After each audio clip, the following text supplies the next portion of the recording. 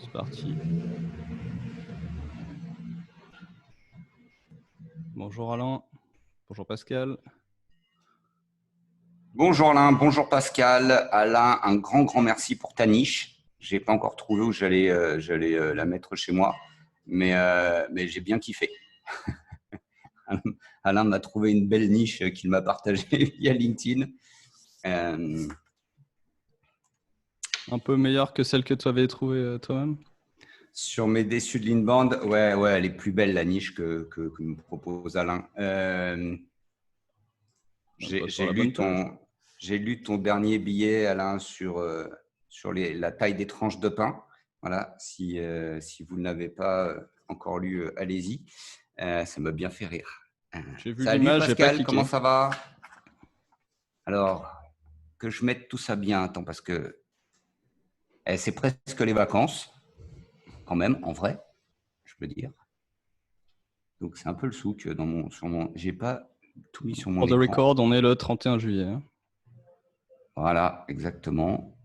J'ai pas allumé mon Le double webinaire écran. du 31 juillet. Les déçus de l'inbound, tragédie-comédie en 3 actes. On va être, c'est bien, on va être entre nous, on va être 4. Donc, c'est parfait. On se donne quoi? Une demi-seconde et on démarre? Quelle heure il est? À peu près. 11h01. De toute façon, je fais toujours mon petit blabla d'intro, ça permet aux gens d'arriver. Allez, et moi, j'enlève… T'es con de dire qu'on est 4 après sur YouTube, les gens, sinon, ils croient qu'on est 4000. Ah, on peut faire la version… Oh là là, 4000 personnes ce matin, c'est extraordinaire. Ah non, je peux te la version 40 000. Ça va me coûter cher, ça va me coûter cher en Zoom, là. Alors, on a rempli le Zoom, vous allez sur le live YouTube pour les autres. Allez, c'est parti. Alors, notre cycle de webinaire reprendra à la rentrée. Aujourd'hui, on fait une sorte de résumé / intro. On va parler de choses dont on n'a jamais parlé. José Lito me gave depuis 2016-17 sur les déçus de l'inbound. Je n'ai toujours pas compris pourquoi il me saoule avec ça. Donc, il va nous expliquer ça aujourd'hui. Et autrement, on retrouvera à la rentrée les sujets habituels et les nouveaux. Alors, les nouveaux, c'est ceux qu'on n'a pas encore fait. Process, opération, acquisition, SEO, publier, traduire, promouvoir, pousser les lead magnets, alimenter le funnel, construire une team de rédacteurs. Et côté CEO, CMO, côté stratégie, le plan com agile, devenir data-driven, le budget, on a déjà fait. Et les actifs numériques, c'est le moment ou jamais. Gmail vient de couper complètement délivrabilité de vos emails. Encore un cas de métayer numérique. Rendez-vous à la rentrée pour ces sujets. Pour ceux qui ne nous connaissent pas encore, on est 3 fondateurs de Poppygico, une designer, un marketeur, un vendeur, et on s'occupe des marketeurs dans les PME, des chargés de marketing jusqu'au directeur marketing. Et puis, on leur apprend à s'occuper de leurs clients, démarrer par les humains, à remonter leur entonnoir et à l'unbundler. Et je vous invite à regarder tous nos webinaires pour comprendre ce qu'on entend par là. Et surtout, à garder le tempo au quotidien. Tout ça grâce à nos 3 fondations, la méthode, le coaching et les outils, sans quoi c'est le bazar. Vous regarderez ça, vous cliquerez sur pause pour le replay. Alors, déçu de l'inbound, notre premier déçu de l'inbound, c'est José Lito. Hein. Toujours un utopiste, un grand rêveur, et puis à chaque fois il est déçu. Donc, non, pourquoi tu es déçu, José? Non, raconte-nous ta sinusoïde de l'inbound. Ma sinusoïde de l'inbound. Bonjour Bruno, passage. Non, c'est ça le drame, c'est que j'ai pas été déçu à chaque fois. C'est-à-dire que quand j'ai commencé en 2008, alors c'est vrai qu'en 99 j'ai eu le Cloutren Manifesto. Ça commençait mal pour moi dans ma vie. Mais en 2008, quand j'attaque chez Teambox l'inbound, ça marche. Le truc, c'est que ça marche et ça marche sacrément bien. En 2014, après une petite échappée belle en Amérique du Sud, je reviens. Donc, en gros, j'ai laissé tomber. C'est-à-dire que 2008, je lance l'inbound, allez, 2009, 2010, 2011. Et puis, je m'en occupe plus. Après, chez Teambox, la machine, elle tourne. Je fais vraiment autre chose. J'ai déjà la tête ailleurs. Donc, 2012, 2013, 2014, je ne m'intéresse pas plus que ça au sujet. Et en 2014, je me dis, bon, je vais faire consultant en quoi? Tiens, il y avait un truc, l'inbound. Je télécharge à nouveau des super gros livres blancs de chez Marketo, des études, des machins. Je me dis, ah bah tiens, c'est un peu plus mainstream que ce que c'était en 2008. Et 2015, HubSpot m'appelle. Ouais, tu veux pas être partenaire, machin. Ok, bah on y va. Je prends la licence, je lance le truc et là, Le Yes Man. je m'éclate la tête, quoi. Ouais, carrément, je suis en mode Yes Man. Ouais, je Allez, t'ai let's vu go, faire. on y va. Et je me pète en deux, quoi. Et là, je me dis merde, je suis vraiment déçu de l'Inbound.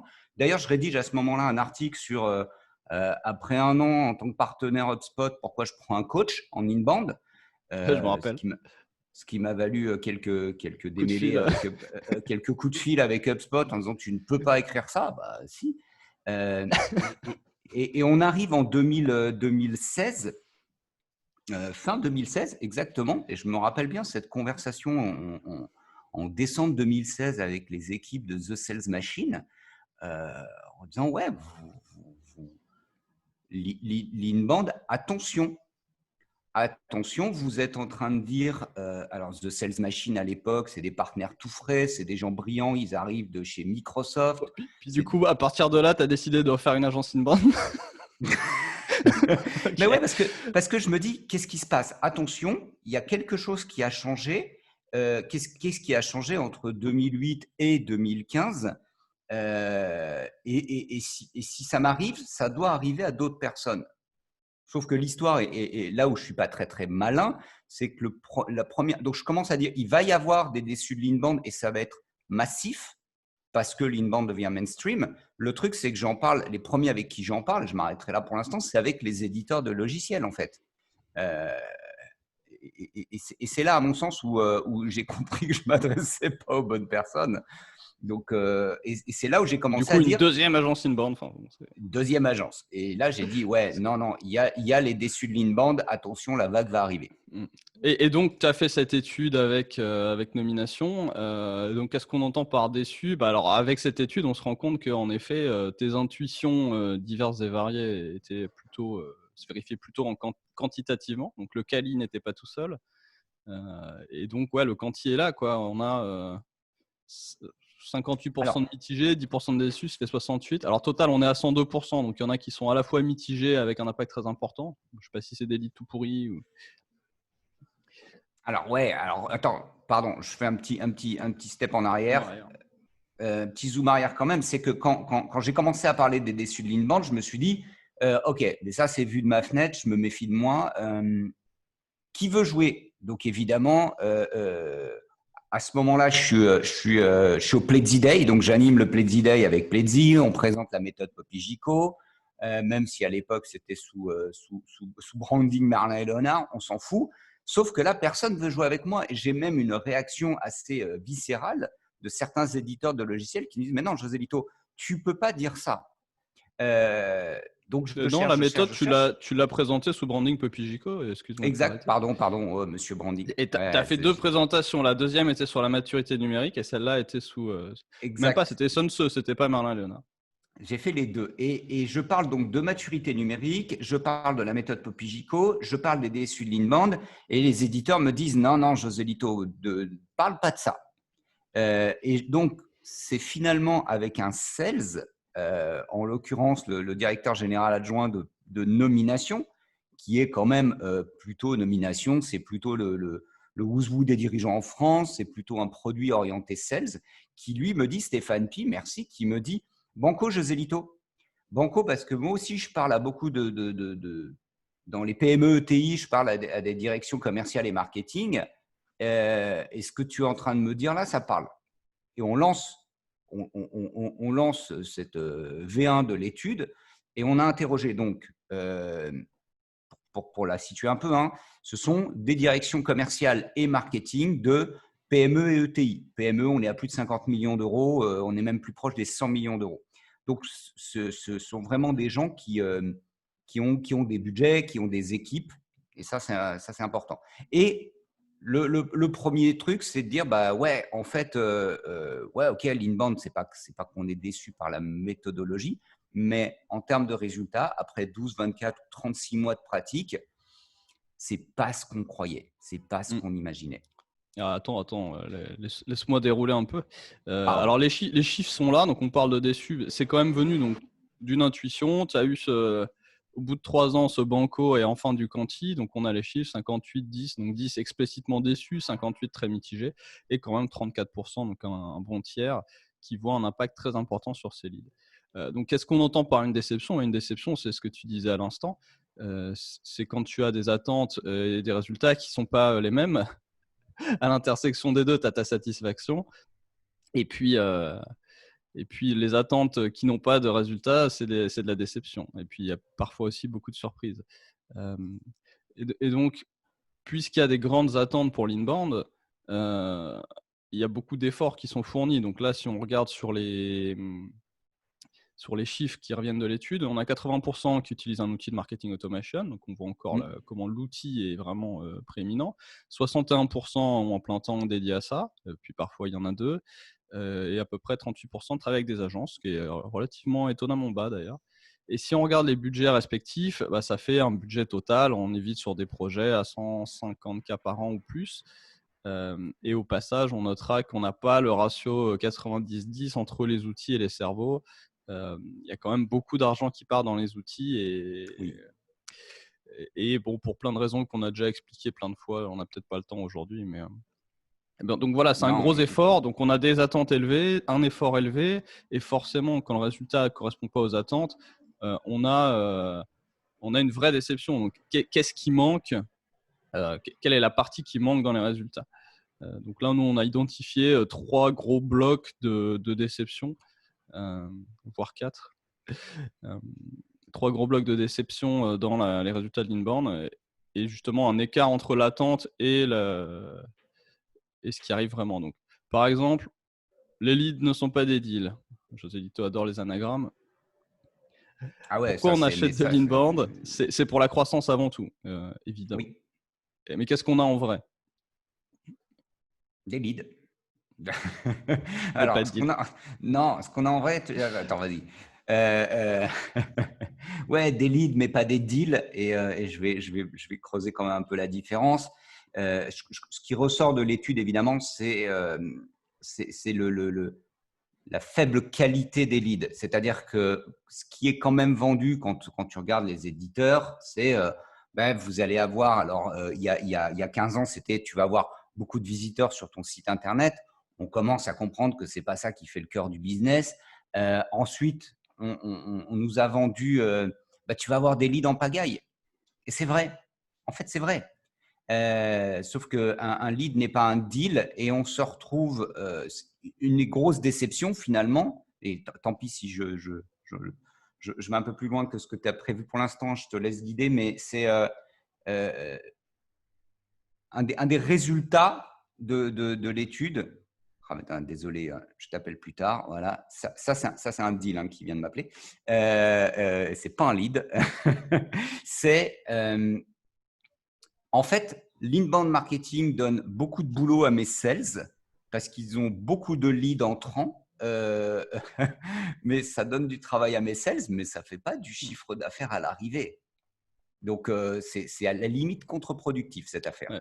Et on a donc ces chiffres-là qui sont très clairs, 61%, hein, bon bref, vous avez lu, avec ce petit slogan de nos amis de la vente, qui est un MQL, c'est du cold calling. Vous voyez à quel point on est respecté au marketing avec nos MQL. Et donc forcément, quand vous avez un flux de leads tout pourri qui arrive chez les commerciaux, vous ne créez pas du peace and love. Vous avez des vrais problèmes d'alignement sales marketing. Et ça tombe bien, on nous avait vendu une sorte d'alignement spontané grâce au CRM intégré aux outils de marketing automation pour les meilleurs d'entre eux.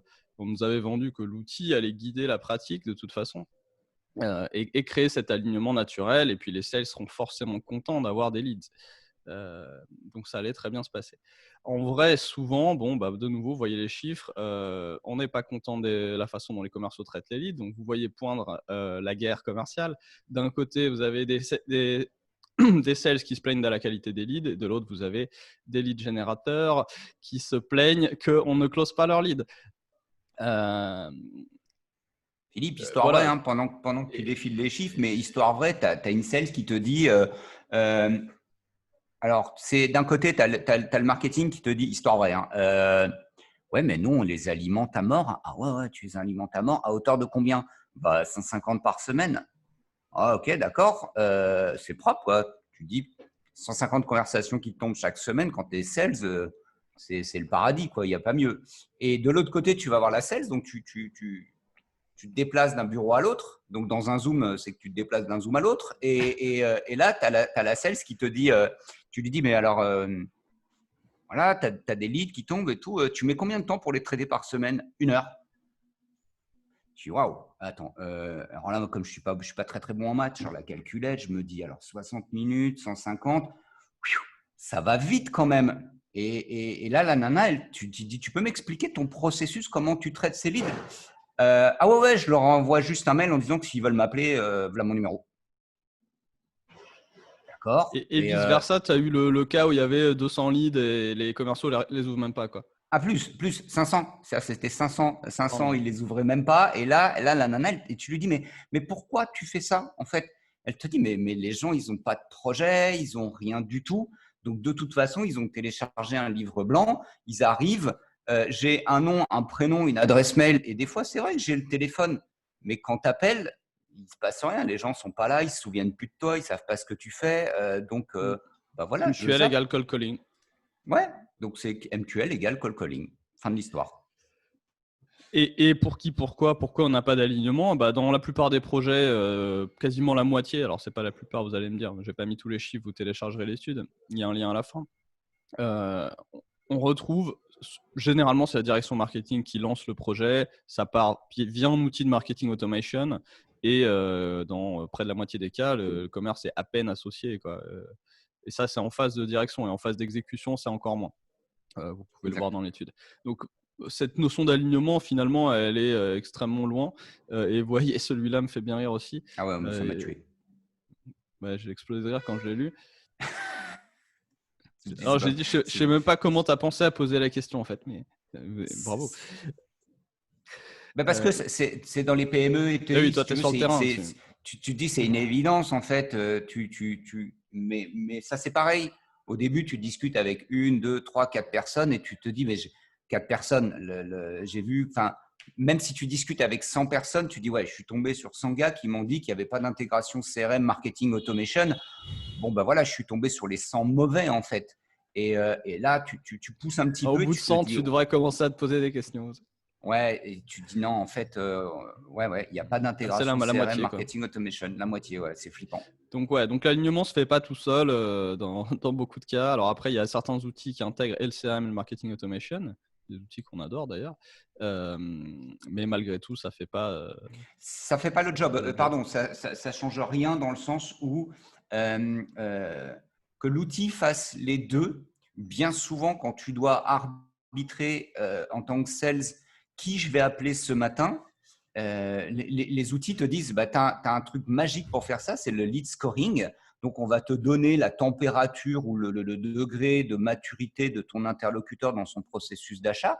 Super. Simplement, là aussi, ce qu'on ne nous raconte pas et le biais qu'on a entre ce qu'on nous vend et la réalité, c'est que le lead scoring, c'est facile à comprendre comme concept, c'est très, très difficile à exécuter. Ouais.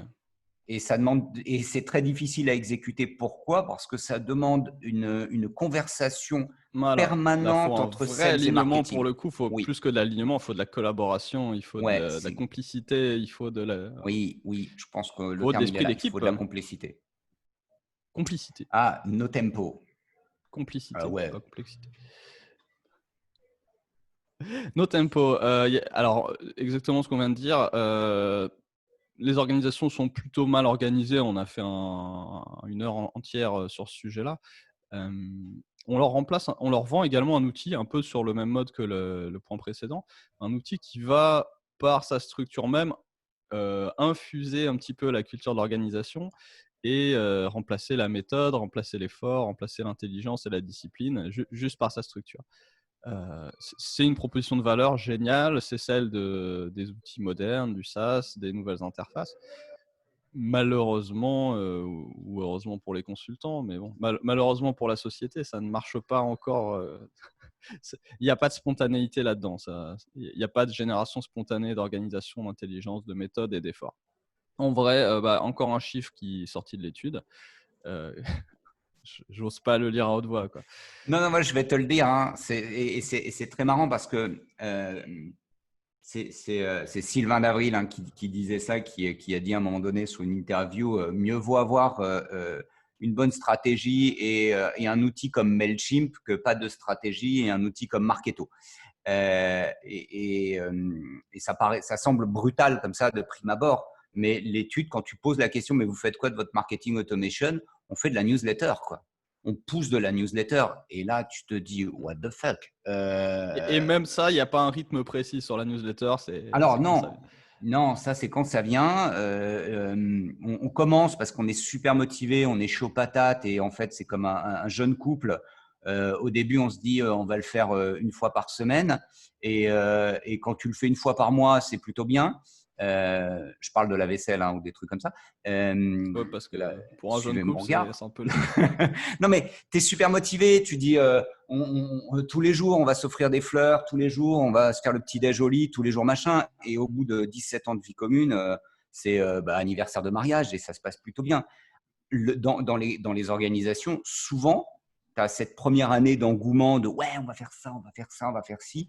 Et à la fin, si tu as une newsletter régulière, une fois par mois et que tu arrives à tenir du 1er janvier au 31 décembre, tu en as quand même qui se tapent sur le ventre en se disant on a bien bossé cette année, on est quand même des bons, Tu il n'y n'avais a pas pas besoin à d'un dire. outil à 15K pour faire ça, quoi. 15K, arrête-toi. Bon. Et là, tu parles de stratégie, mais là, on parle de tempo, en fait. Et il y a quand même une différence. C'est que finalement, avoir la bonne stratégie, c'est relativement facile comparé à garder ce rythme sur toute l'année et non pas garder un rythme d'envoyer une newsletter par semaine parce que ça, théoriquement, c'est facile. C'est plutôt de garder le rythme, de créer de l'automatisation qui a du sens, de l'intelligence, qui est en interaction avec les ventes, qui crée du résultat, de garder le rythme dans la consultation des résultats et dans l'amélioration continue de ce qui a été créé. Et ce rythme-là est beaucoup plus dur à garder dans une organisation parce qu'il y a de la complexité. Et souvent, pour le garder, il faut baisser le niveau de complexité. Et donc, souvent, les outils sont surdimensionnés pour les niveaux de complexité qu'on est prêt à exécuter. Et on en reparle tout à l'heure avec les études de cas. Ouais. Ouais, dans le no tempo, tu citais, et tu vois, il y a le no tempo et tu parlais des agences en étant troublé par ce chiffre de peu de travail avec des agences. Dans ce qui est vendu, pardon, je m'arrête 2 secondes là-dessus, mais tu en as parlé, ça m'est resté dans l'oreille. C'est les éditeurs qui font très bien leur job. Hein. Le but d'un éditeur, c'est de vendre sa solution et de faire en sorte de proposer au marché une super solution.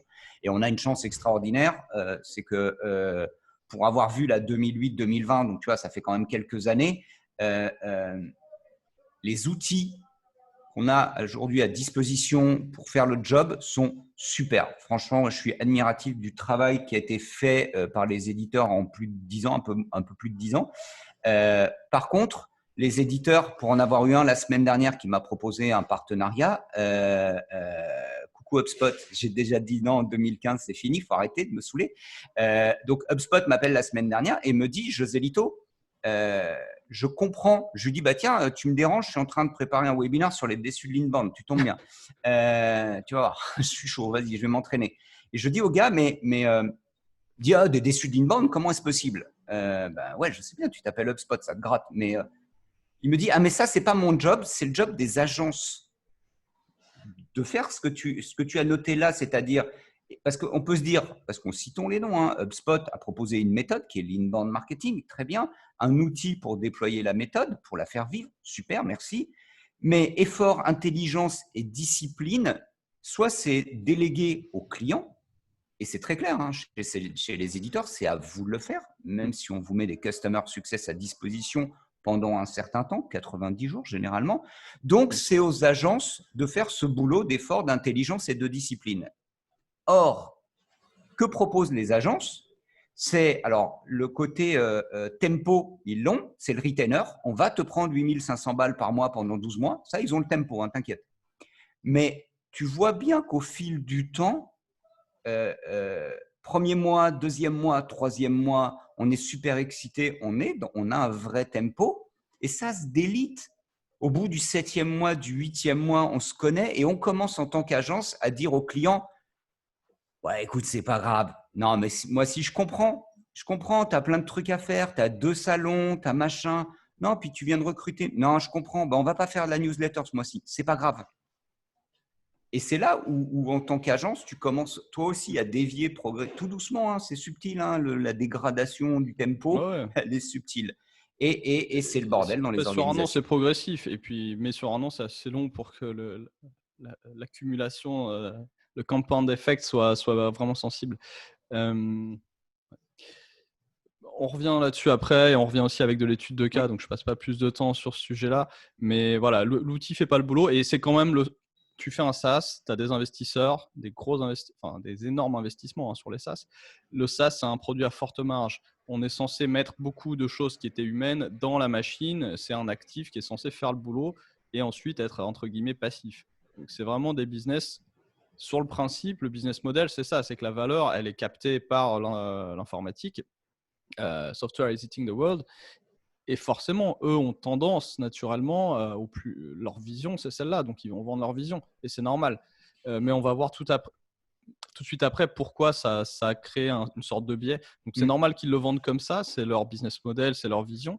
Mais il y a des petits problèmes dans le marché qui font que c'est peut-être pris un peu trop au premier degré.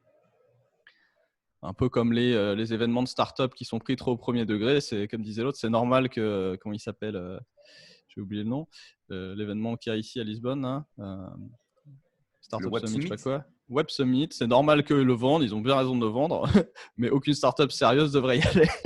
Ouais, bah ouais. Bref. Dernier Shop. problème, troisième/quatrième, vu que je vous avais annoncé 3 raisons, j'en ai fait 4 pour voir si vous suiviez. Le content shock, on en a parlé en long, en large, en travers.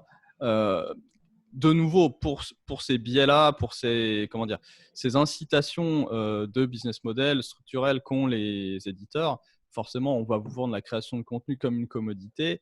Achète la machine et derrière, tu mettras du contenu 2 par semaine, 3 par semaine. On a des agences partenaires. Tu cliques, tu achètes, ils te font des contenus. Et puis, tu lis 3-4 articles HubSpot qui sont au demeurant excellents.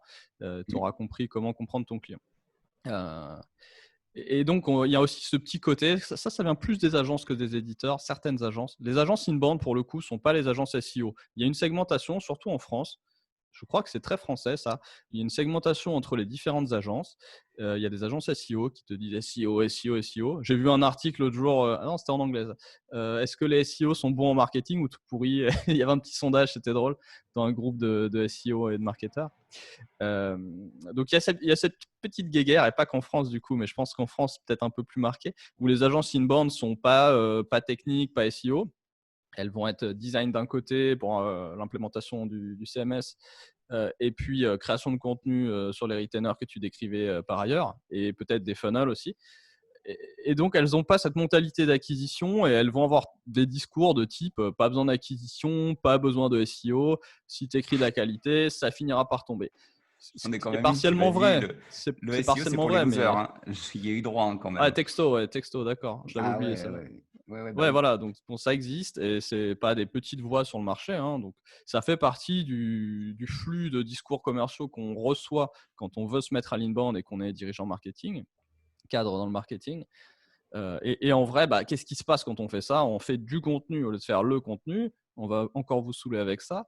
Et résultat, le fameux content shock, parce que tout le monde fait du contenu et à la fin, il n'y a aucun contenu qui est utile. Il manque un espace là. Et résultat, 41% des gens qui ont répondu à l'étude trouvent que leurs contenus sont pas top, quoi. Et finalement, la prochaine chose qu'ils vont faire, c'est améliorer les contenus. Oui, mais comment produire le contenu? Et ce qui est très, Bon, très on a rigolo, 12 c'est webinaires que sur le sujet. Oui, ça, c'est pour ça que je disais que ce webinaire est l'introduction de toute la séquence qui va suivre. Je lisais ce matin, je l'ai pas encore analysé, je me la garde pour les vacances, mais Intuiti m'a envoyé son étude, son baromètre annuel du social selling. Donc, c'est la 3e année consécutive et je le suis tous les ans. Une fois encore, un point saillant, c'est alors le contenu. Est-ce que le contenu fait vendre? Cette année, ils ont posé la question, est-ce que le contenu fait vendre? Donc, on est plutôt en B2B sur LinkedIn. Oui, réponse oui, très bien. Qu'est-ce que déplorent les sondés? La piètre qualité du contenu. La plupart des acheteurs sur LinkedIn pleurent en disant, par contre, le contenu est dégueulasse. Ce qu'on appelle contenu, ça va de l'article jusqu'au… Mais on parle du post aussi, en disant, mais c'est juste le contenu produit et présenté sur LinkedIn est juste insipide la plupart du temps, quoi. Et d'ailleurs, regarde ce qui se passe aujourd'hui à cause de ça, c'est que LinkedIn devient Facebook. Parce qu'à la fin, le seul truc pas chiant qui est produit, c'est des trucs non professionnels, de la politique, du post à la con chaton que bébé, tout le monde copie-colle. des chaînes à la con. Bon. Si tu es d'accord avec moi, commente, youpla boum, et voilà. Okay. L'algorithme LinkedIn a rendu ça encore pire parce que… Bon, bref. Next. Non, vas-y, non, me chauffe pas avec l'algorithme LinkedIn. Alors, pourquoi on parle de déçu de l'inbound? Après tout, j'en discute l'autre jour avec quelqu'un qui est très acquisition chez nous, notre responsable acquisition. Alors lui, pour le coup, c'est l'inverse. Il n'est pas inbound, il est pure acquisition. Je lui dis, ouais, comment tu ciblerais sur Google et Facebook des déçus de l'inbound?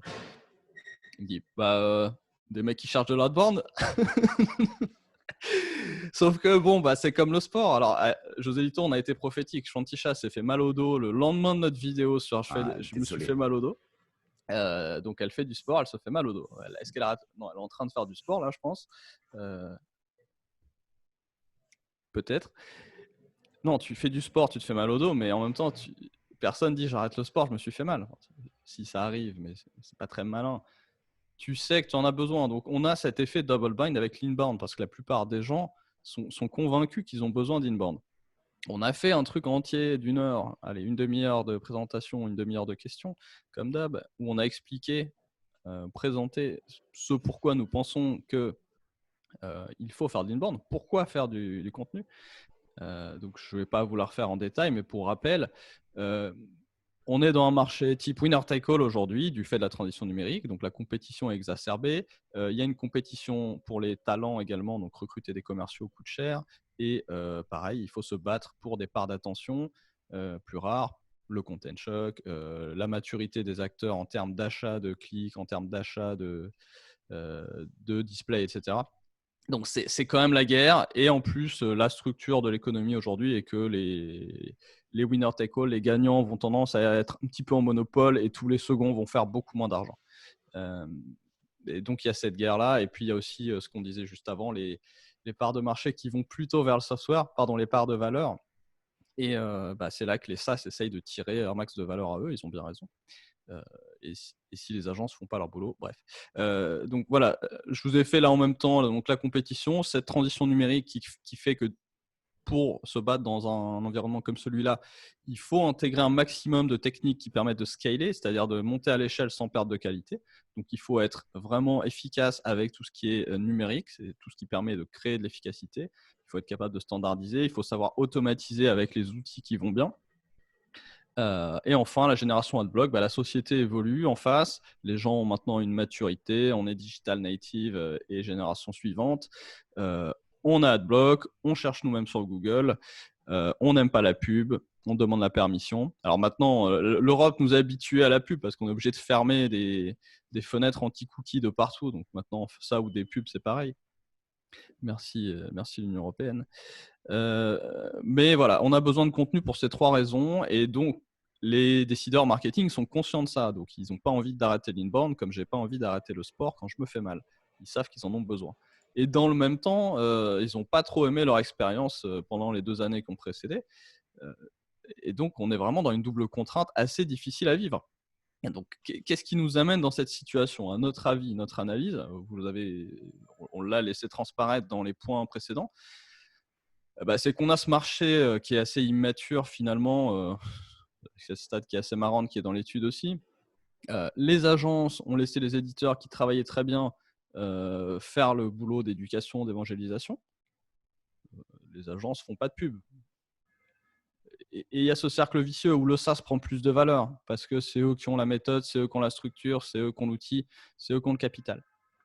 Du coup, les agences se disent nous, on n'a pas tant à gagner, nos marges sont plus faibles, on va les laisser bosser.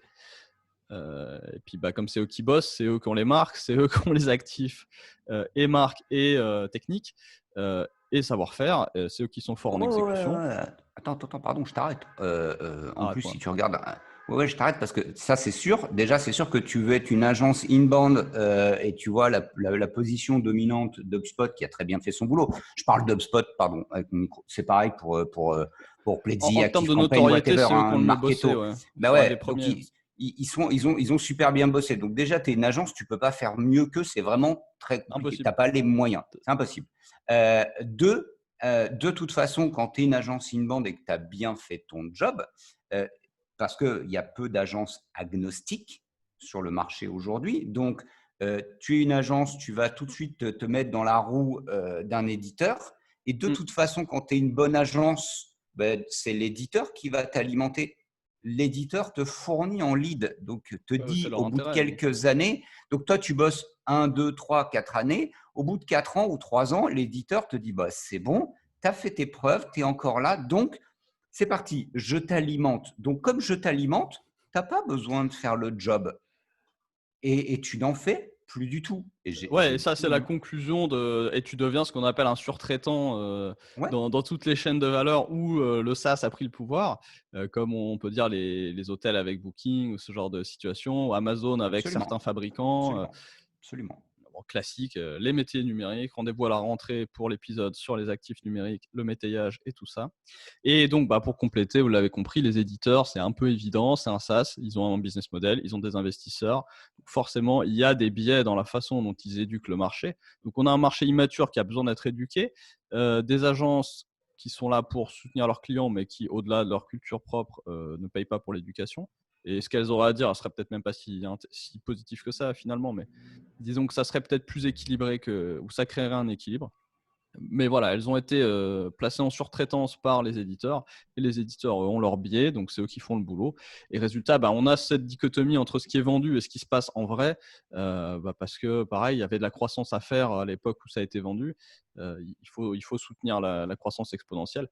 Quand je vois Spot vendre des trucs à 15 000 euros à des freelances, des outils de marketing automation à des freelances tout seuls, il y a quasiment un côté pyramidal parce que c'est en mode non, mais en vrai, alors parfois ils sont honnêtes et on sait que tu n'en as pas besoin en tant que freelance, mais tu es obligé, sinon tu rentres pas, et tu vas te refaire en le vendant derrière à des clients qui eux-mêmes n'en auront peut-être pas besoin tant que ça. Comme disait Sylvain, un Mailchimp, ça peut Ouais. suffire pour la maturité de certains. Donc voilà, il y a ce croisement, et puis aussi la maturité des clients fait qu'ils n'ont pas besoin d'outils à cette dimension souvent. Donc bravo aux éditeurs qui ont vraiment fait un super boulot d'un point de vue innovation et marketing. Et la preuve, ils sont toujours là, ils sont rentables, ils marchent très bien, ils ont de très bons outils. Mais en termes de résultats, ça produit cet écart qu'on remarque là, puisque les gens qui achètent, finalement, se sont pas mis en position d'obtenir le succès souvent. Parce que puisque Ok. l'éditeur a tellement bien réussi à prendre une part importante de la valeur qu'il ne reste plus assez pour faire ce qui doit être fait. C'est ça le vrai problème, hein. Et donc, les budgets étant pas extensibles à l'infini, c'est comme les agences qui te disent ouais, mais je dis pas aux clients tout ce qu'il va falloir faire parce que sinon ils signeraient pas. Ouais, bah ouais. Donc on y va doucement et puis une fois qu'il est dedans, il voit qu'il est obligé et il le fait quand même, peut-être un pourcentage. Bon, on n'aime pas trop cette approche, on préfère faire le budget en amont et revoir les budgets à la baisse si besoin, et puis les revoir à la hausse quand ça marche. Mais voilà, c'est un petit peu la même chose avec les éditeurs. C'est si, viens, t'inquiète, ça va marcher. Puis après, c'est non, ça n'a pas marché, mais il y a encore tout ça à faire. Bon, sors le budget qui manque. Voilà, donc maintenant, on va quand même parler des pas déçus de l'inbound parce qu'on en a trouvé. C'était combien 34% de mémoire. Oui. Alors, les pas déçus de l'inbound, on a 3 cas. Et comme par hasard, on a 3 cas qui collent à notre méthode. C'est-à-dire, il y en a un qui a Start with Humans, il y en a un qui a unbundlé comme pas possible, et il y en a un qui a gardé le tempo. Alors, évidemment, on a pris 3 cas dont le point saillant correspondait à ces points-là. Mais j'ai trouvé ça assez intéressant comme découpage. Alors, Corinne, on vous l'a déjà présenté, donc on va peut-être aller un peu plus vite sur son cas, mais typiquement, elle a retourné son entonnoir et elle a unbundlé sa valeur, son produit phare, pour créer le contenu utile. Et ça s'est remarqué. Donc, son objectif était de prendre la parole sur son marché, devient une voix de référence, alors qu'il y avait du monde sur ce marché-là à l'origine. Alors, elle n'est peut-être pas la voix dominante aujourd'hui, mais en attendant, elle a été remarquée, on l'a contactée, elle a écrit son livre, et 2 ans plus tard, le livre est en ligne. faut expliquer Ça un se peu vend. ce que ça s'appelle, Ouais, ce que signifie. Elle a retourné son entonnoir. ouais. Euh, c'est Webinaire vrai que d'1 heure sur le sujet. Corinne,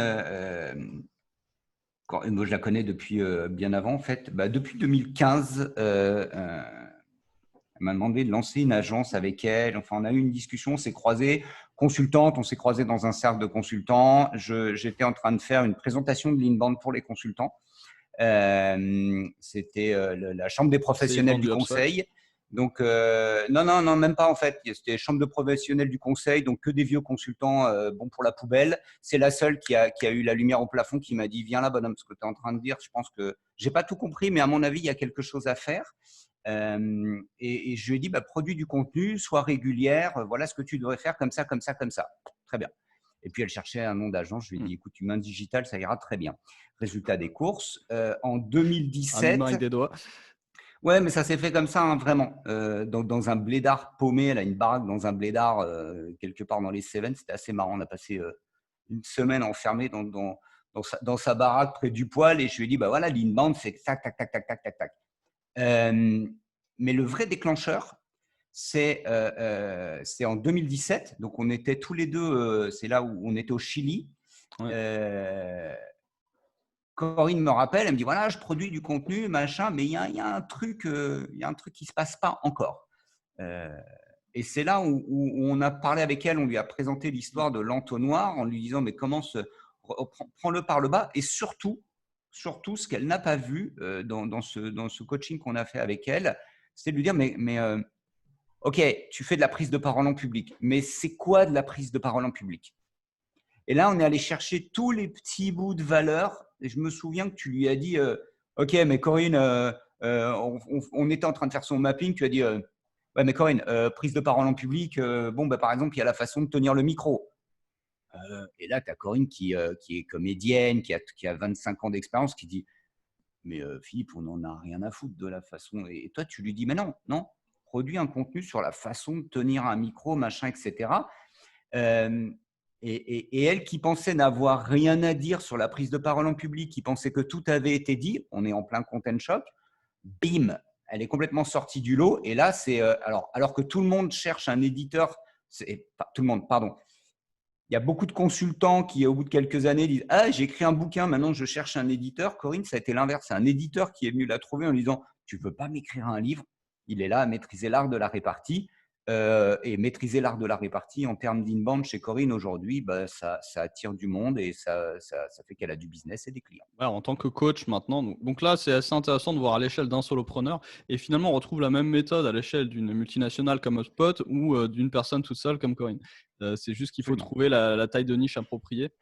Donc, nous, on s'est dit, allez, la niche des issues d'inbound, c'est pas mal. Donc, c'est parti. Vous êtes nos cobayes aujourd'hui.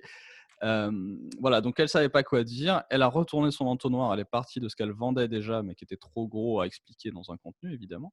Elle l'a découpé en tout petits bouts, ce qu'on appelle unbundling, et elle a écrit ses contenus grâce à ça. Et ces contenus ont fait mouche et continuent de faire mouche. On a dit qu'à partir de septembre, on ne parlait plus d'unbundling, mais on va parler de dépichage. Donc, Ah oui, s'il dépichage, te plaît, exact. En change hommage tes à slides, ma à tes naissance racines. normande. Voilà, C'est même pas on mes dépichera à racines. partir de la rentrée. Ah, manager qui change sa boîte, Maxime Ouais. Moreno. Tiens, si tu relisais les slides, on aura des dates. Oui, c'est vrai, bonne question. 2018.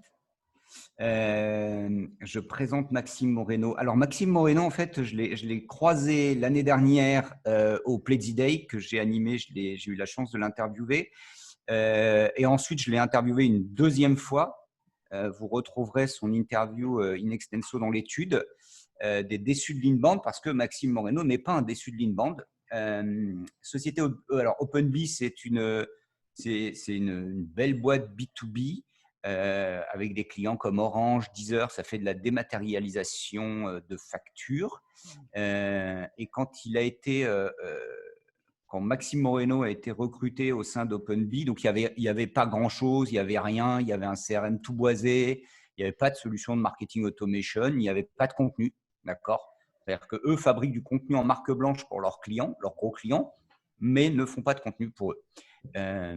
Et Maxime Moreno, ce qui m'a surpris, c'est vraiment quelqu'un qui qui a mis les choses dans l'ordre. Il ne s'est pas excité, il vit en Mais Suisse. parce que c'est un manager, c'est pas un marketeur. Ouais, c'est sûrement pour ça. Donc Maxime, il a dit, OK, d'abord, on va faire les choses dans l'ordre. Stratégie.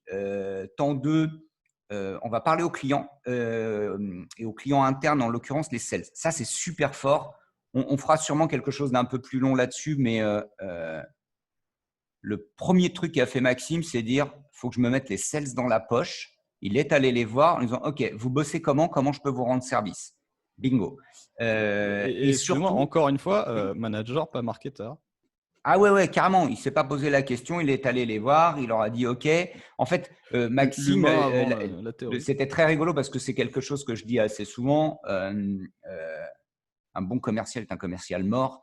Ne laissez surtout pas le CRM entre les mains de vos sales. Il ne faut pas qu'ils remplissent le CRM. Il faut arrêter de faire ça. Et Maxime, c'est ce qu'il a fait. Il a dit aux sales, écoutez, la data, elle est pourrave. Vous n'allez pas toucher. On va mettre des formulaires. On va faire les choses bien. Ça vous dirait que ça soit tout rempli automatiquement et vous touchez strictement à rien. Les sales, ils ont dit, ah ouais, carrément. Parce qu'un sales qui aime l'administratif, ce n'est pas un bon sales. Donc, ils ont dit, ah ouais, nous, si on peut ne rien faire dans le CRM, ce serait très, très bien. Et il a fait ça très calmement dans l'ordre. Pour rappel, ça a pris 2 ans. D'accord ? Déployer un inbound marketing un complet qui fonctionne, ça lui a pris 2 ans. Avec une direction, tu dis qu'il y a une solide culture marketing. Ouais, ils lui ont foutu la paix, quoi. Ils lui ont dit, voilà, on te donne du pognon, 2 ans, on ne va pas t'emmerder sur le ROI, tais-toi et bosse. Et 2 ans, c'est à la fois long et court. C'est-à-dire que tu perds 2 mois sur 2 ans, ça se sent très fort. Et vice-versa, c'est assez long pour partir complètement en vrille. Et comme tu disais tout à l'heure, dériver et perdre complètement le tempo. Non, il n'a pas lâché, il ne s'est pas pété la tête avec les éditeurs, il en a trouvé un. Il a dosé son degré de complexité pour l'adapter à la maturité de son organisation. Il avait 3 éditeurs et finalement, il a pris celui qui a le moins de fonctionnalités aujourd'hui sur le marché, le plus immature le moins complet en termes de fonctionnalité. C'est lui qui l'a choisi et il est totalement satisfait de son choix. C'est pour ça qu'il a décidé de prendre la parole en tant que client Pledzi Day. Et aujourd'hui, voilà, les résultats sont là, 20% de lead. Moi, ce qui m'a tué, alors 20% de lead en plus, ça, si tu veux, mais cycle de vente. Il y en a qui font plus 300%, mais derrière, les gens, c'est cold calling. Cycle de vente 50% plus rapide. Il a vraiment réussi à raccourcir son cycle de vente et il passe seulement au bout de 24 mois.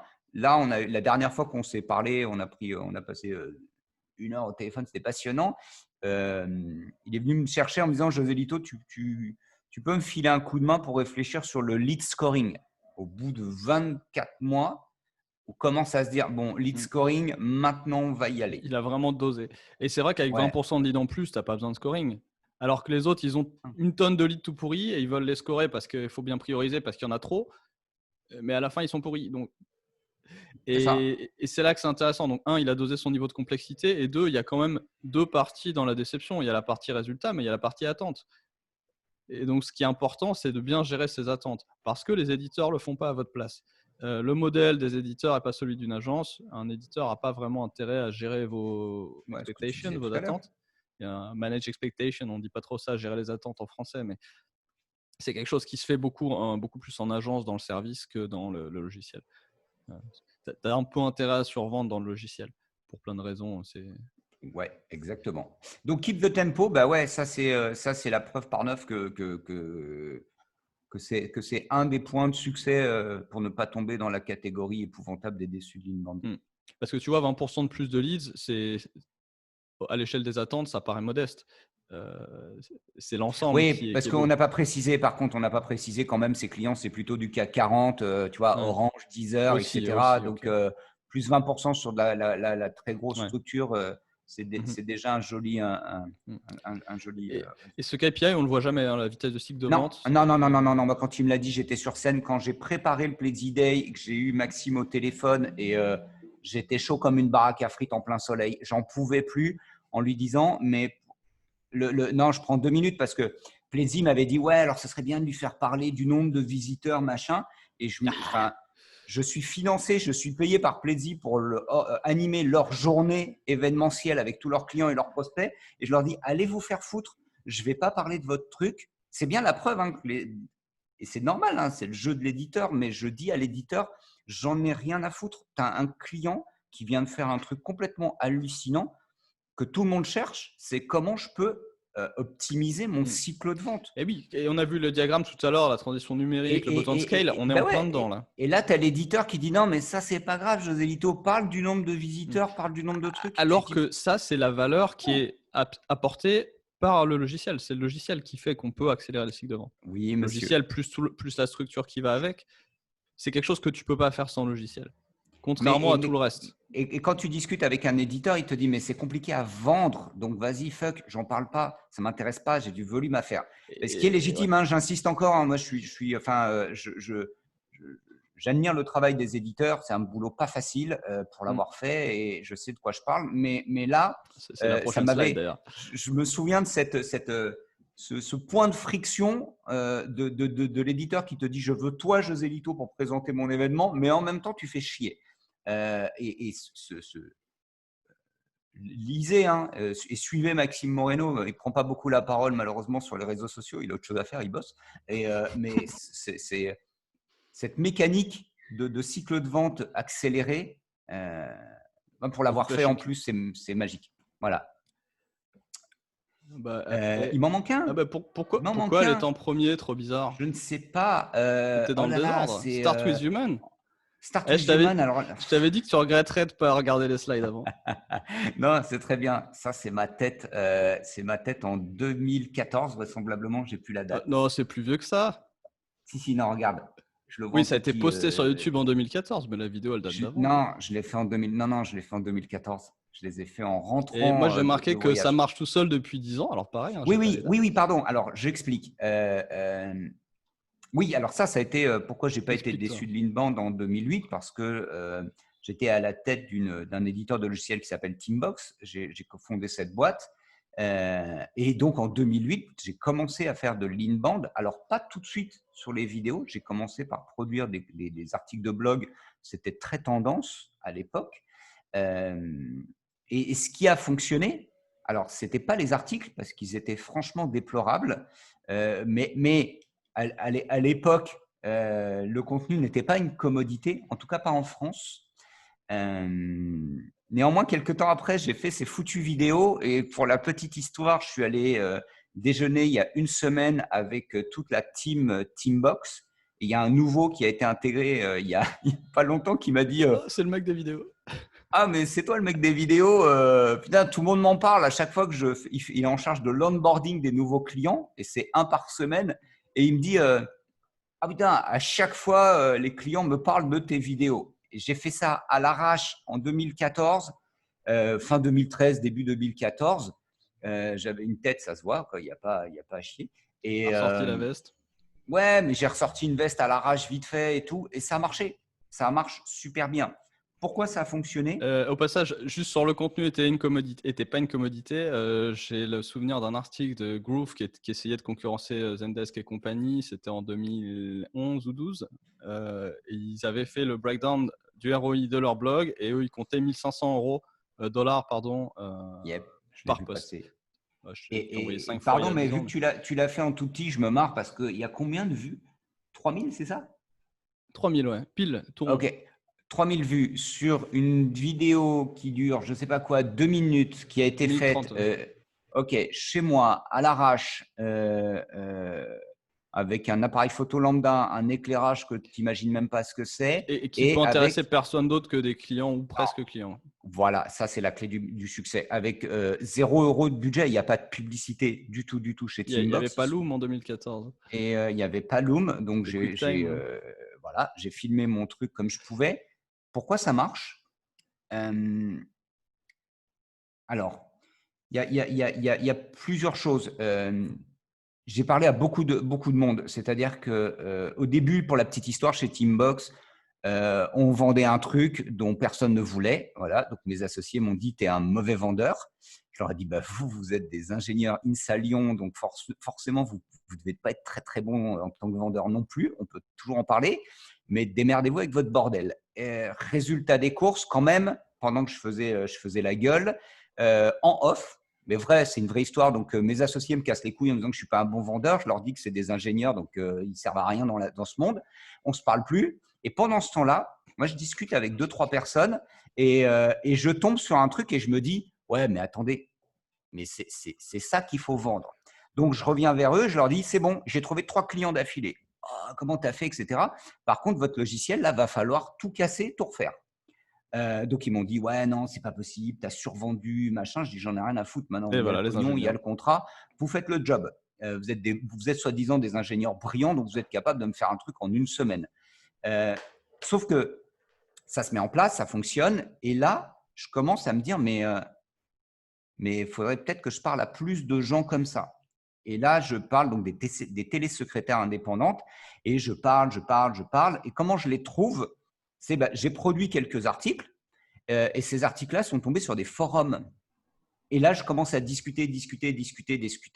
Je formalise la connaissance client. Donc, je travaille sur la notion, dans un premier temps, uniquement de buyer persona. Et je me dis, OK, c'est plutôt des nanas, elles bossent plutôt à la maison, elles ont plutôt telle contrainte, etc., etc. Sauf que ma première vague d'articles, c'est sur vous achetez des autocoms à 2 500 € des produits Alcatel alors que vous pourriez acheter un truc moins cher. La deuxième vague, plus je vais dans la connaissance client, c'est vous avez besoin de souplesse dans l'organisation de votre journée, etc. Parce que vous êtes à la maison, vous êtes des mamans, vous avez des enfants, etc. Très bien. Et la troisième vague, on quitte le persona pour aller vers le job to be done. Ces femmes-là me disent, José Lito, on fait un super taf, on gagne très bien notre vie, juste, on ne part pas en vacances. Sérieux? Comment ça, vous ne partez pas en vacances? Et là, je commence à tirer le truc parce qu'on ne peut pas déléguer notre patientèle à d'autres télésecrétaires, elles vont nous les piquer. OK? Et si je fais le tiers de confiance, si moi, je m'assure que je prends tes patients, je les délègue à quelqu'un pendant 15 jours de vacances et quand tu reviens, tu retrouves tous tes patients et tout ton chiffre d'affaires, tu signes, très bien. J'ai produit des contenus là-dessus et là, 10 ans après, il faut voir que ça s'est arrêté depuis cette vidéo-là. Il n'y a pas eu de contenu produit chez Teambox depuis que je suis parti. Il y a un client nouveau toutes les semaines. J'ai quitté Teambox à 100 clients, on est à 500 clients et ça s'auto-alimente.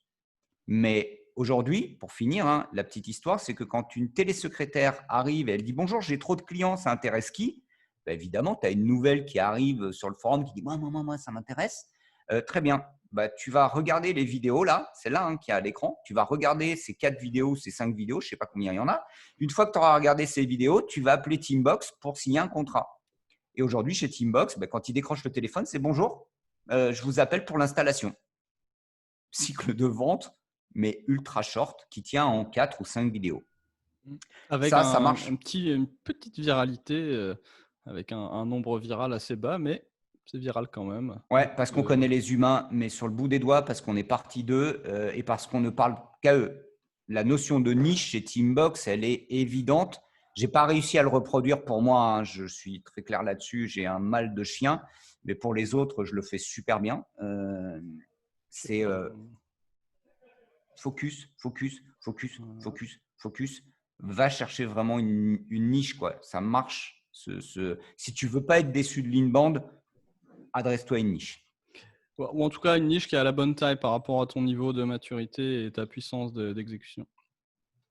Oui, et puis une niche qui est aussi à la bonne taille par rapport à… Yes. Voilà, comment faut que ça soit ça, on rentable. s'en fiche un peu aujourd'hui. C'est notre système de gestion et on peut passer aux questions-réponses. Open les micros. Parce qu'on a bien parlé déjà.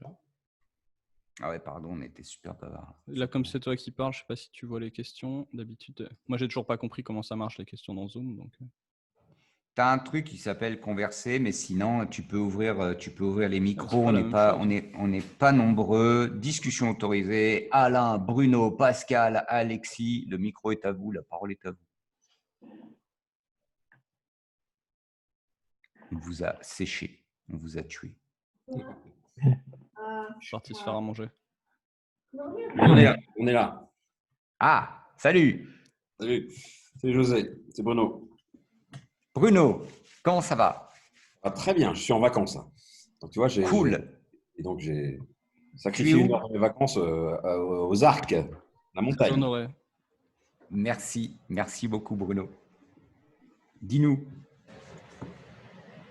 Est-ce que Toujours pareil. Hein. Moi, j'ai dans ce genre de contenu, vous ne parlez jamais la différence de B2B, inbound B2B et B2C. Ah, c'est vrai. Bah là, écoute, comme moi, je suis plus B2B et Philippe est plus Oui. B2C, bah, profitons-en. Est-ce qu'il y a des déçus, Philippe, des déçus de l'inbound Alors, tu as raison de le préciser, merci, hein, c'est important. L'étude était sur un public plutôt B2B. Est-ce qu'on a des déçus de l'inbound en B2C, Philippe? Bon, j'ai pas les chiffres puisqu'on n'a pas fait l'étude. Vous l'avez vraiment fait sur le B2B. Donc, différence au niveau de la déception, je sais pas. Je pense qu'il y a plus de maturité dans le B2C en général parce que le ROI est plus facile à traquer. Et puis, les problématiques commerciales sont moins marquées. Ça dépend du business aussi. Mais après, sur le principe, tout ce qu'on a pu présenter avant sur les différents webinaires marche sur le B2B comme le B2C. L'exécution va être un petit peu différente, mais les principes sont les mêmes. Tu start with human, tu unbundle la valeur et tu gardes le tempo. Pour n'importe quel service marketing, B2B, B2C, ça fonctionne, avec évidemment toutes les subtilités. Est-ce qu'on peut retrouver ça, si je prends l'exemple puisque ça fait 3 ans aujourd'hui que le fer à cheval est client, On typiquement, fait pas d'inbound. C'est pas un client vraiment inbound aujourd'hui. néanmoins, il y a du contenu. Si on garde la partie contenu. Il n'y a pas vraiment de production de contenu sur un hôtel solo comme ça. Ça pourrait, mais… Instagram, tu as du contenu. Pour moi, une photo sur Instagram avec un texte, c'est un contenu. Et quelque part, tu prends Winward qui est une sorte de… Enfin, est-ce que… Moi, je considère que… c'est plus cohérent sur des plateformes comme ça. Alors, Winward, tu peux en quelques mots présenter le client en quelques mots. Plateforme de location de yacht. Voilà, plateforme de location de yacht. Donc, on est bien sur du B2C. Il y a du contenu, bien sûr, parce qu'il y a quand même des produits à forte valeur, du service à forte valeur. Néanmoins, on est sur un client qui peut travailler avec une agence qui lui dit bah, viens, on fait ta newsletter, on fait des blog posts, on fait des trucs comme ça. Et on peut très vite aller sur un Winward qui est déçu. Oui, bah bien sûr. Après, c'est pareil. Les attentes sont similaires. En plus, là, typiquement, c'est un business qui ressemble à du B2B parce qu'il faut alimenter en lead des commerciaux. Parce que les bons clients se closent à la main en commercial, dans un CRM. Donc, c'est finalement très, très proche pour cet exemple précis. Ça ne change rien. Les commerciaux sont les mêmes à nous dire bah non, vos leads ne sont pas bons. Les clients cherchent des choses sur Internet, ils n'aiment pas la pub. C'est tout pareil. Et après, tu as des cas plus e-commerce, etc. Mais ça revient au même en e-commerce. Ce que tu avais sur Teambox, tu aurais pu le faire sur un e-commerce. Tu vends des pièces détachées de moto, pour prendre un exemple que je connais bien. Ouais. Voilà. Typiquement, on ne l'a pas fait en inbound parce que le client n'a pas souhaité allouer ses ressources là-dessus en priorité. Surtout que c'était un lancement. Mais tu aurais pu faire ce que tu as fait sur Teambox. D'ailleurs, c'est ce qu'a fait son concurrent. Hein. Et il le sait parce qu'il a travaillé chez le concurrent avant de lancer cette boîte-là. Donc, ta stratégie Teambox marche en B2C, je vais y arriver. Ce qu'a fait Corinne, ça marche aussi. Il y a plein d'infopreneurs, de consultants, de psychologues, de coachs sportifs qui font exactement la même chose en B2C. Corinne, elle est un peu à cheval. Je crois qu'elle fait un peu de B2C aussi. Oui, elle a beaucoup de B2C en fait.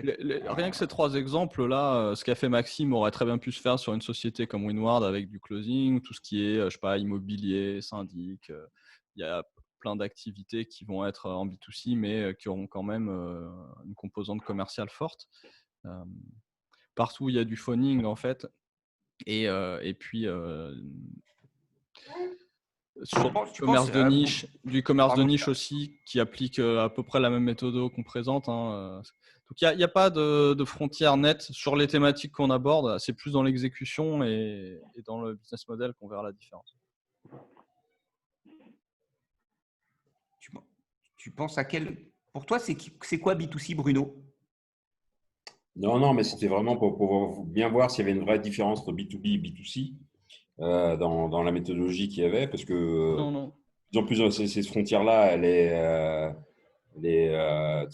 ça devient une frontière qui devient de moins en moins claire. Ouais, c'est normal. Il y a une différence de maturité sur le marché, mais à un moment, le commerce, c'est le commerce, quoi. Tu vois, donc tu as des business models qui se ressemblent des deux côtés. Comme je disais, là, un business style que le yachting ressemble à, je sais pas, à OpenBee ou à ce que nous on fait. Et puis du e-commerce va ressembler à autre chose. Et, enfin, de toute façon, c'est ce qu'on disait, Bruno. Le e-commerce dans le B2B, ça va être… c'est le futur. Ça va être le futur, le futur de maintenant. Tu vois, le Placo chez Saint-Gobain. Et ça, c'est des niches techniques comme ça. Il n'y a pas de content shock. Tu peux y aller à l'infini. On avait mis des copies d'écran avant sur les bordures Volige et les cornières en zinc. Et là, tu as énormément de contenu beaufou qui peut être fait. D'ailleurs, tous ceux qu'on avait examinés avaient que du contenu beaufou. D'entonnoir. Comme tu avais fait pour Teambox aussi. Mais un peu pareil pour le yachting d'ailleurs. Eux, c'est l'inverse. Ils manquent de contenu d'entonnoir. Il y a beaucoup de trucs qui chopent du SEO. Donc, la grosse différence, la grosse différence entre B2B et B2C sur les déçus, c'est il y a moins de déçus en B2C parce qu'il y a plus de maturité marketing. Exactement. Et les cycles sont généralement plus courts, sauf dans le cas du yachting, pour le coup, ça peut être relativement long. C'est toujours plus court que du B2B. Mais quand les cycles sont plus courts et les volumes sont plus importants, tu peux faire plus de statistiques plus facilement. Tu as plus de trafic de recherche, etc. Donc, je prends le e-commerce, on mesure les ROAS au jour le jour pour chaque canal et on compare les canaux. Et, voilà, on est data-driven quand même. Alors qu'en B2B, va trouver ce niveau-là, c'est dur, quoi. Un jour, tu parleras français. On mesure les ROAS. Voyez, les gars. Le retour sur investissement des dépenses publicitaires. Merci. Mais j'avais une question par rapport à e-commerce du service, parce qu'on va passer du produit au service de plus en plus. Oui. Donc, ça marche de la même façon, parce que je vois que c'est quelque chose qui est assez compliqué aussi de passer du produit au service, parce que on est encore au même problème des commerciaux qui ont mal à vendre le produit au service. Oui, c'est mieux en fait. Le service est le plus facile à unbundler, comme on dit, à dépicher. On dit qu'on changeait. C'est le plus facile à dépicher. L'exemple de Corinne est facile. On a mappé tout ce qu'elle fait en service et après, tu prends des tout petits bouts et tu as tes contenus. Et puis entre les deux, tu as tes lead magnets et tes produits d'appel. Alors, ça demande de la pratique. Il ne faut pas le faire une fois. Il faut le faire avec du tempo. Mais la logique est là. Et cette méthode, elle vient quasiment de produits d'information et de choses comme ça où… on est dans de la connaissance, dans du savoir, dans une forme de service. Il y a un des trucs qui va être très difficile dans les temps à venir pour le B2B, ça ne viendra pas du marketing, ça viendra des commerciaux. On me posait la question, j'ai une interview sur ce qu'est pour moi la performance commerciale. Et je leur disais, la performance commerciale, c'est… J'atteins mes objectifs, moi, quand je supprime des commerciaux dans une entreprise. Je n'ai pas encore trouvé beaucoup de clients en racontant des conneries pareilles. Ça, c'est dans le bouquin de Peter Drucker de 1952 ou 48, je ne sais jamais. Il écrit quasiment comme ça, à 3 mots près. Ouais, mais c'est ça en vrai. Ce qui est difficile aujourd'hui, c'est de prendre conscience qu'il y a une partie de ton boulot en tant que sales qui n'a que très peu de valeur et que tu peux déléguer aux clients en self-service. Et quand tu discutes, pour ma partie activité hors Popigico, coach, vraiment quand je me mets coach sur la partie organisation commerciale, quand j'ai un directeur commercial et que je lui dis, mais regarde, c'est ce que tu dis, Bruno, sur la partie… attends. Merci beaucoup, Alain. Ciao, ciao. À bientôt. Donc, quand tu dis ça, on te dit, regarde, tu prends ta valeur. On a eu le cas, on peut citer des noms, on est entre nous, mais Tu prends le cas d'une boîte comme Oxand. On a un client Oxand. Le mec te dit, moi, j'ai des prestations de conseil à 1 million d'euros et j'ai du logiciel à 30, 40 ou 50 K. Et tu dis, mais il n'y a pas moyen de vendre un petit truc à 500 balles pour commencer à tes clients. Il te dit, mais non, José Lito, tu comprends. Et parfois, le produit d'appel, il est à 5K ou 10K. Hein, c'est… Whatever, mais 500 balles, 5K. Et la première réaction, c'est de dire non.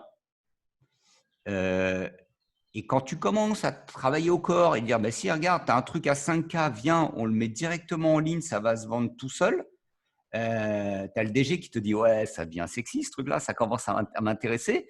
Tu as le directeur commercial qui dit, mais il va où le petit con là, avec son délire? Ça commence par 5K et puis après, il va me niquer mes trucs à 1 million d'euros et moi, j'ai plus de boulot. Et le pire dans cette histoire, le plus drôle, c'est que pour quelqu'un comme Oxand, c'est… on a eu une conversation avant Covid où il était en mode je vais embaucher 10 sales en plus.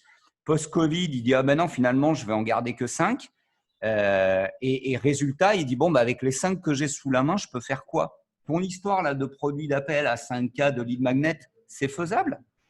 Et ça y est. Et c'est ça qui va nous coincer dans les temps à venir, c'est la capacité de se dire je peux faire du self-service, je peux vendre en ligne certains produits et même certains services.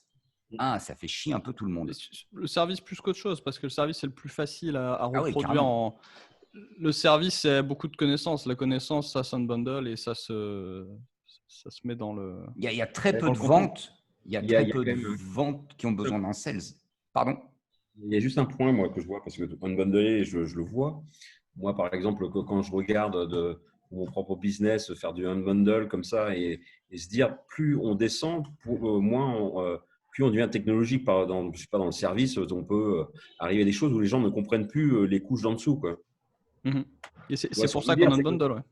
Ouais, mais même, tu vois, tu t'adresses à un président, à un directeur général, si c'est ça ta cible, unbundler, tu pars de croissance de chiffre d'affaires, tu arrives après avec des petits trucs qui intéressent plutôt un directeur marketing ou un responsable marketing, quoi. C'est stratégique. Quelles sont tes portes d'entrée, tu vois? Peut-être que tu n'as aucun moyen de toucher un directeur général en inbound. Ouais, mais si c'est la stratégie digitale qui est mon business et et que moi, ma valeur est de dire on arrête avec tous ces outils justement dont on parlait. On ne parle pas outils, mais on parle résultat et chiffre d'affaires.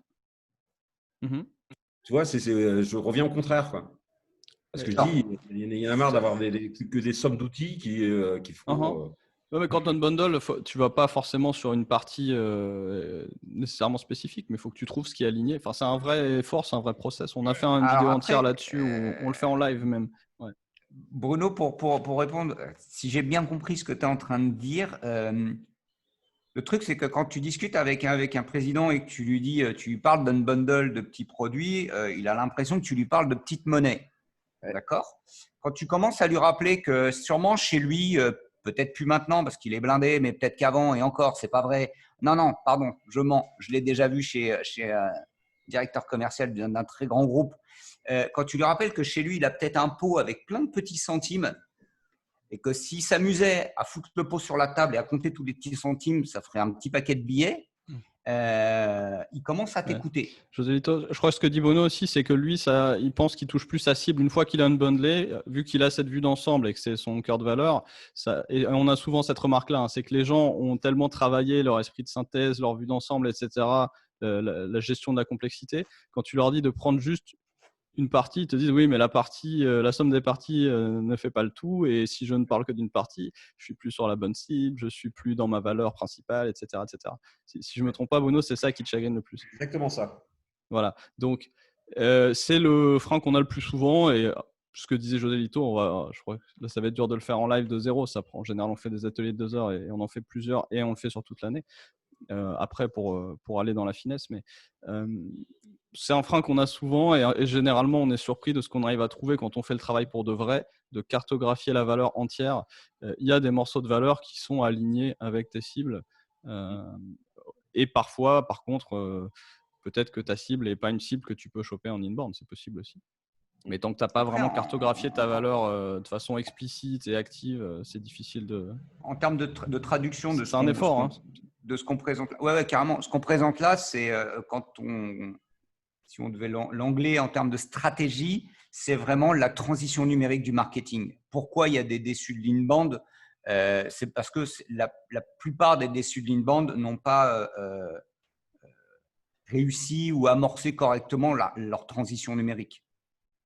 La transition numérique, c'est pas un truc miraculeux qui va apporter le bonheur à tout le monde. C'est un changement brutal d'environnement et la sélection naturelle reprend ses droits parce que l'environnement a changé.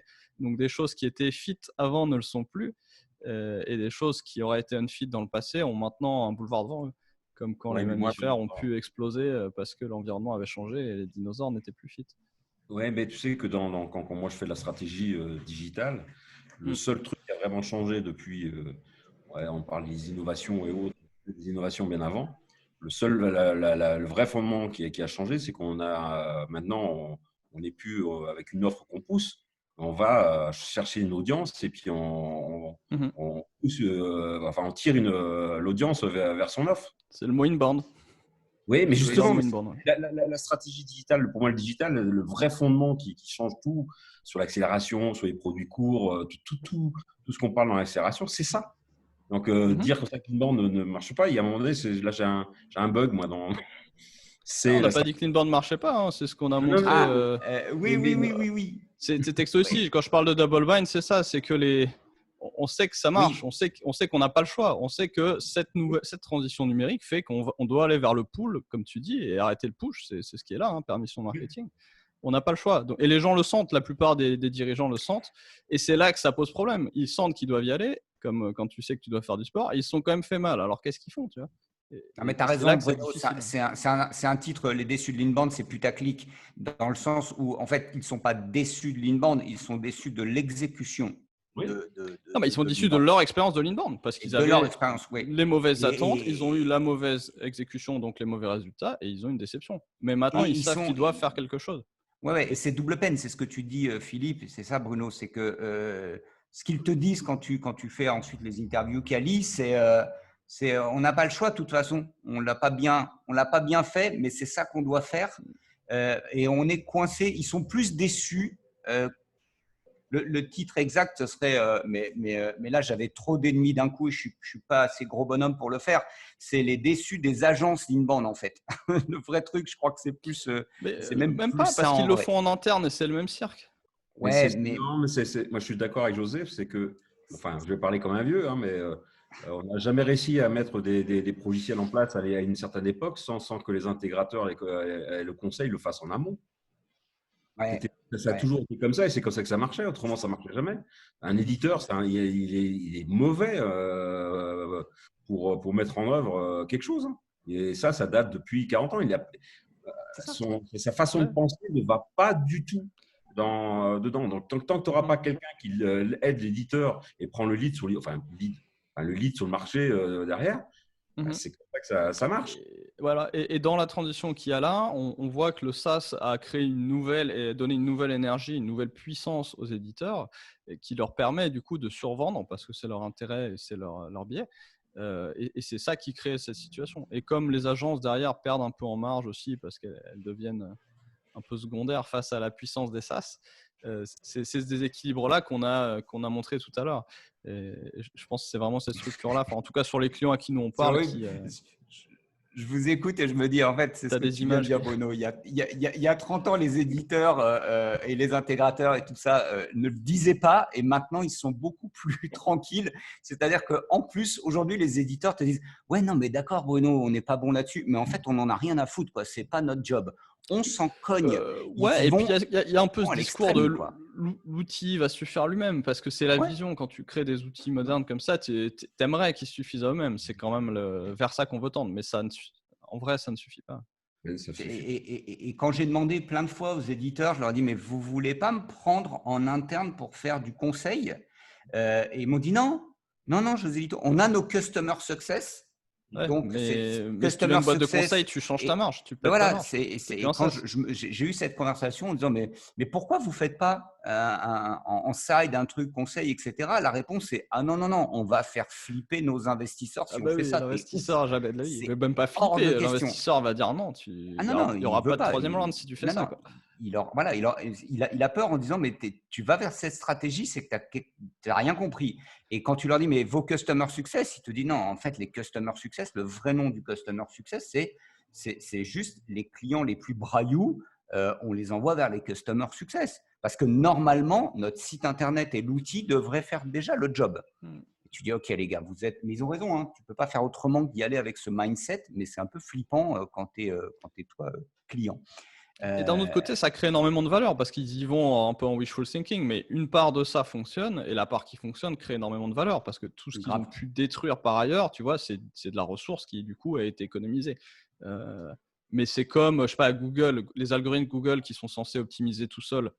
Ça fait 5 ans, 10 ans que les conseillers Google vendent ça à tous leurs clients et 5 ans, 10 ans que les clients se font cramer. Mais aujourd'hui, ça commence à marcher. Donc tout cet argent qui ne va pas partir dans les agences, il est économisé, c'est très bien. Tu vois ? On va faire les déçus des agences maintenant. On va attaquer les agences. On a fait les éditeurs. Allez, 2021, c'est les agences. C'est ni l'un ni l'autre. C'est l'ensemble du marché inbound qui crée cette différence entre les attentes qui sont un peu trop hautes et l'exécution qui n'est pas suffisante parce que pas de maturité, éducation biaisée. Mais c'est comme ça. C'est une transformation. Amener de l'inbound, c'est dire aux commerciaux qu'on n'a plus besoin d'eux. Ouais, quasiment. Et le plus drôle, c'est, comme je disais, ça marche pas, quoi. Ouais. Et c'est dans le bouquin il y a 60 ans, 70 maintenant. C'est là que c'est drôle, tu vois. C'est écrit noir sur blanc, hein, le but du marketing est d'éliminer la vente. Et après, il dit, bon, on suppose qu'il y aura toujours besoin d'un peu de vendeurs, mais bon, ils servent à rien, quoi. Et le mec qui a écrit ça, c'est un manager, c'est pas un marketeur. Pascal, tu avais quelque chose à ajouter? Je t'ai pas entendu. Comment vas-tu? Ça va, très bien. Cool. Toi, tu es en vacances? Tu es à Aix? Tu es par là? Je suis à Aix. J'ai une mission en cours et voilà. Cool. C'est ton approche qui, à chaque fois, tu fais un peu comme un Selene Web. Là. Vous êtes un peu trop... C'est un peu trop au départ sur le négatif. Et moi, j'attends plus d'un webinaire des choses constructives. Quelles sont les solutions pour faire du contenu qui plaît, pour attirer les clients? On en a fait 6 des comme ça avant de faire celui-là. C'est pour ça, sur YouTube, il y a une playlist. En fait, ce webinaire, c'est vraiment… vraiment… Parce que c'est long vos trucs, hein, pour être honnête. Ah ouais, heureusement qu'on fait les choses en parallèle. Hein. Je dirais autrement, c'est pas un investissement, je dirais. Il y a des idées, mais bon, de mon côté, hein, José Lito, tu me connais, bon, je suis au courant de tout ça. Je confirme là, avec les missions que j'ai eues, la mission actuelle, que dans les entreprises, ouais, il y a un gros travail d'éducation à faire. Oui, bah oui. Ouais. Je confirme que tous ces logiciels, ces solutions Petit, tout ça, c'est bien trop complexe, c'est bien trop compliqué, ça ne correspond pas aux besoins de mes entreprises que je cible. Je ne dis pas qu'ils n'ont pas un business et tout ça. Et je confirme, et j'en ai un peu parlé hein, déjà, il y a un problème de produire du bon contenu. Alors, est-ce que c'est les agences? Mais même chez les agences, il y a des mauvais. Hein, Donc, aujourd'hui, moi, ce que je cherche des solutions, ce que je cherche, c'est comment produire le contenu. Sur quelle base? Quelle est la méthode? C'était le titre de notre séquence et on a détaillé la méthode. On a fait un résumé d'une demi-heure et puis après, on a détaillé chaque partie de la méthode. Donc, il y a une playlist sur YouTube. Et donc là, comme il s'appelle, l'agence 1 minute 30 a fait une méthode et tout. Voilà, moi, j'attends des outils comme ça. Alors, j'ai pas eu trop le temps de m'en occuper. Je suis pas mal occupé, hein, donc j'ai pas eu le temps de regarder. Mais il a élaboré une méthode un peu plus sophistiquée que ce qui existait aujourd'hui sur comment faire une stratégie de contenu. Alors, c'est une méthode qui n'est pas très, très sophistiquée. C'est l'Acquisition Strategy Design. J'en ai beaucoup parlé ces derniers temps avec Gabriel Desbichuebel. Hein, voilà, c'est Gabriel. Et c'est… alors, c'est pas compliqué. Je vais te la faire en super court. J'ai regardé sa méthode. On a beaucoup parlé ces derniers temps avec Gabriel. On a comparé la méthode Popigico et ce qu'il a fait aujourd'hui. Je trouve ça très, très bien. qu'il ait lancé ça, puisqu'en 2016, Ouais. je l'avais bien taclé, l'ami Gabi. Et il a le mérite d'être resté agnostique par rapport aux éditeurs, même s'il privilégie ActiveCampaign. Le problème qu'il a aujourd'hui, et je le vois puisqu'on a bossé sur ses ateliers, ça va être la même chose. C'est que tu fais un atelier d'une journée ou de 2 jours, là, ça va de 5, 10 ou 15 cas l'atelier. Tu vas dans une entreprise, on a eu des prospects en commun. Tu vas dans une entreprise, tu fais l'atelier, tu dis, grosso modo, hein, si je le résumais, Acquisition Strategy Design, c'est le journey map, c'est voilà, quel est le parcours de décision d'un de mes clients.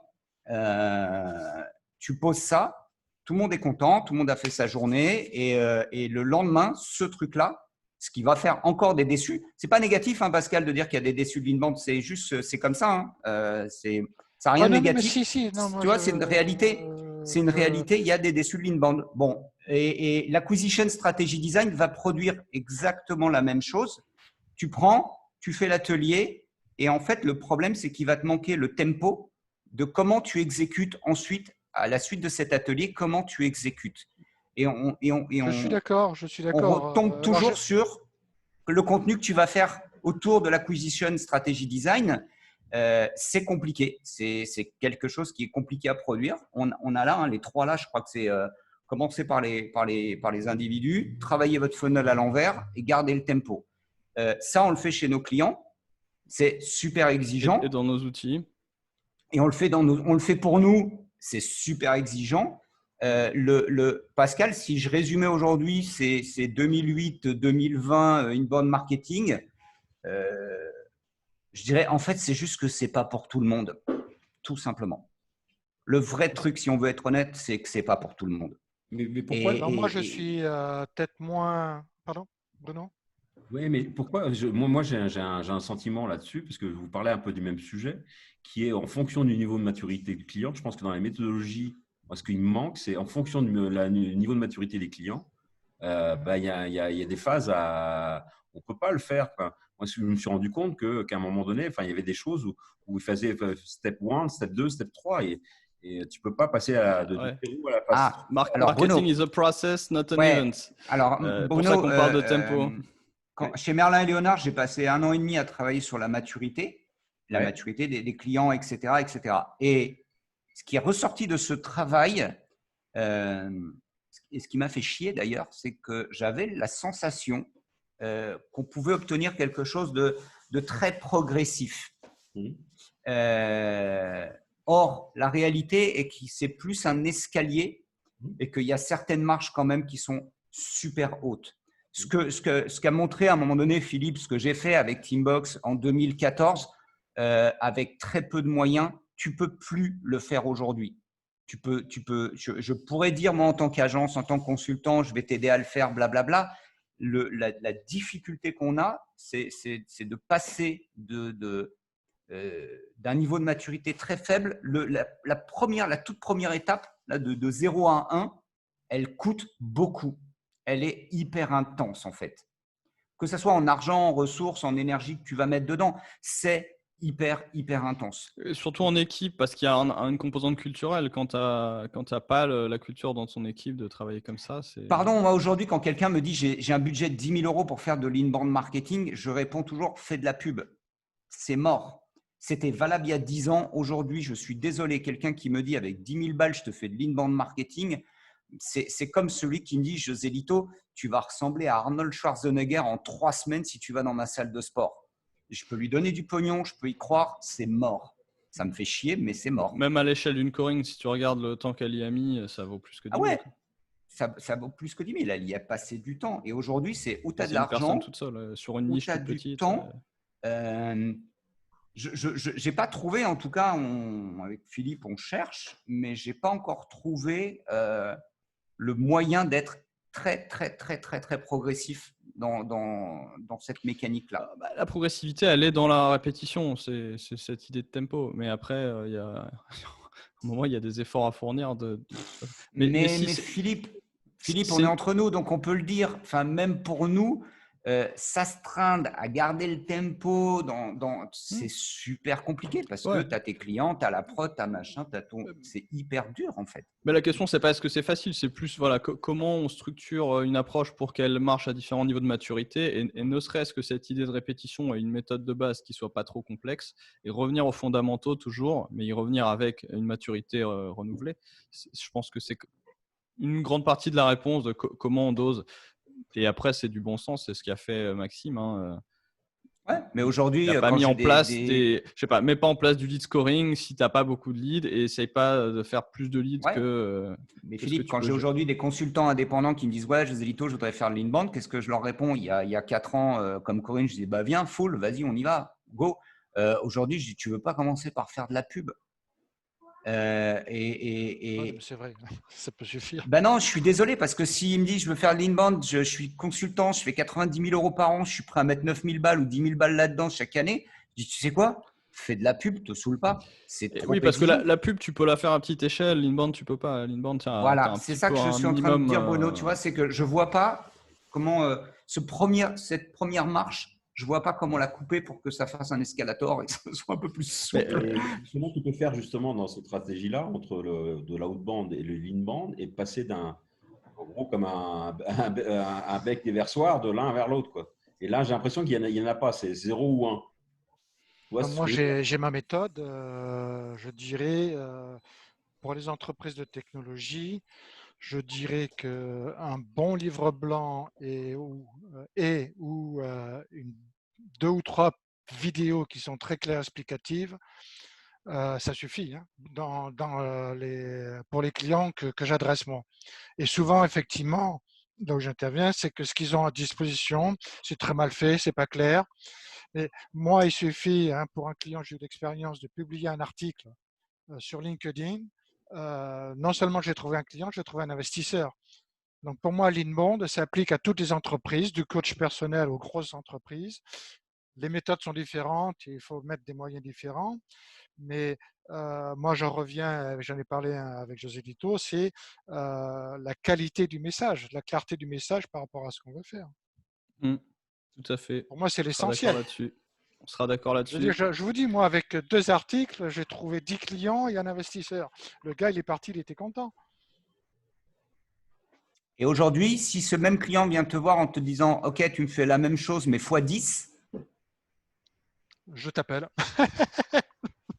Tu vois, Pascal, c'est là où on dit c'est un process, pas un événement. Ça, c'est facile à faire. On est d'accord, mais c'est un peu quand je dis, oui, mais c'est quand je dis Teambox, j'ai réussi à le faire comme ça.